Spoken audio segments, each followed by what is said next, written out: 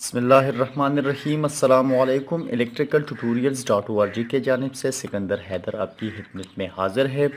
दोस्तों, आज की वीडियो में बनाने जा रहा हूँ थर्मल ओवरलोड के रिले के बारे में कि thermal overload relay 3 phase system के लिए जो हम इस्तेमाल करते हैं वो काम कैसे करती है और इसकी कनेक्शन कैसे आपने करनी है। ठीक है, तो सबसे मैंने आपको इसकी कॉन्टेक्स्ट के बारे में बताता चलूँ।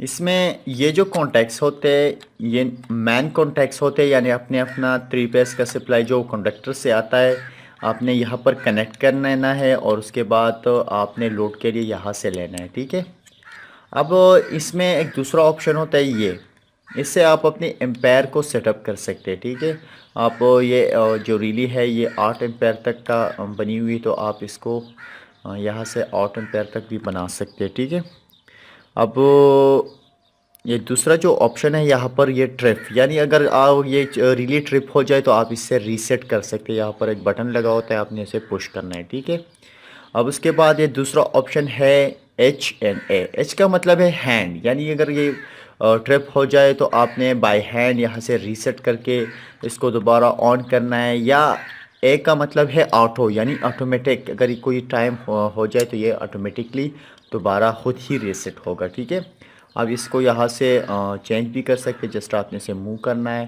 उसके बाद ये हैंड पर हो जाएगा, लेकिन हम इसे ऑटो पर ही रखते हैं। ठीक है,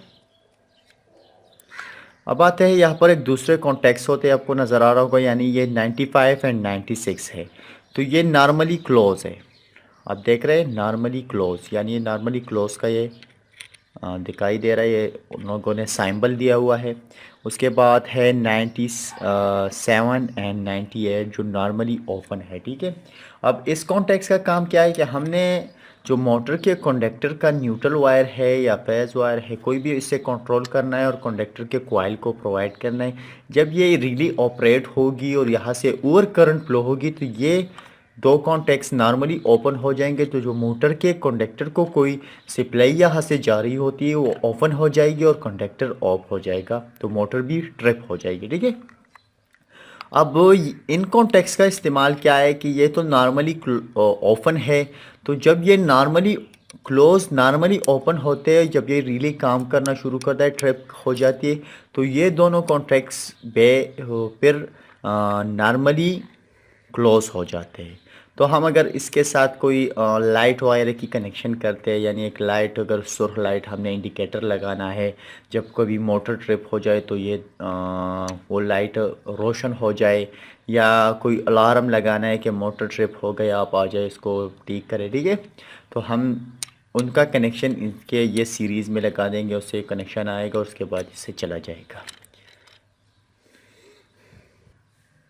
अब इसका इंटरनल स्ट्रक्चर मैं आपको दिखा रहा हूँ। इंटरनल स्ट्रक्चर में ऐसा है कि ये जो अंदर से वो कॉन्टेक्ट्स आपने मैन कॉन्टेक्ट्स में सप्लाई प्रोवाइडेड की है, तो ये मैन कॉन्टेक्ट से सप्लाई, फिर उसके बाद इस स्ट्रिप पे, इसको हम बायोमेलेटिक स्ट्रिप कहते हैं, इस पर पैरी हुई है और उसके बाद इस कॉन्टेक्स्ट तक आ चुकी है। ठीक है, तो जब भी हम बायोमेट्रिक स्ट्रिक के बारे में बताते हैं, जब कोई दो मेटल पड़े होते हैं और कभी भी उसको हम उसको गर्म करते हैं तो उसमें एक बैंड होता है। ठीक है, जिससे हम कॉन्टैक्ट स्कॉट पी सकते हैं, जैसे थर्मल ओवरलोड काम करता है रेफ्रिजरेशन सिस्टम में।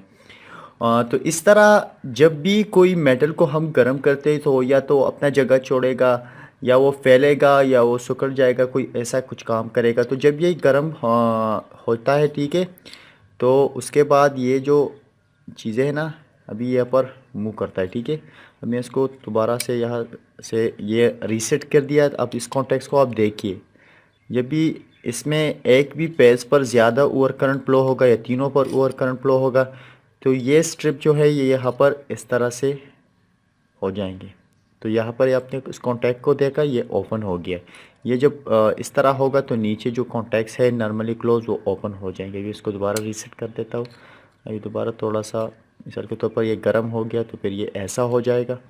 तो यहाँ पर वो कॉन्टैक्ट्स को काट देगा। ठीक है, तो बेसिकली थर्मल ओवरलोड रिले ऐसे ही काम करती है। ठीक है, इसी के साथ ही आज की वीडियो ट्यूटोरियल ख़त्म होती है। मज़ीद ट्यूटोरियल के लिए हमारे यूट्यूब चैनल को ज़रूर सब्सक्राइब कीजिए और हमें अपने दुआओं में याद रखिए।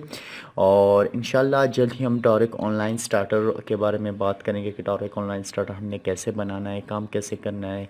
और उसके बाद एक बंदे ने हमसे रिक्वेस्ट की है, बहुत अच्छा दोस्त है, उसने कहा कि टाइमर की सेटिंग के बारे में बता दे कि टाइमर कैसे काम करता है। तो उसके बारे में मैंने डायग्राम बनाई हुई है, लेकिन अभी इस वीडियोस को आपको मैं आपके साथ एक्सप्लेन कर दूँ और आप इन सब चीज़ों को समझ जाए, तो उसके बाद तो वो सारी चीज़ें भी स्टेप बाय स्टेप हो जाएंगी इंशाल्लाह।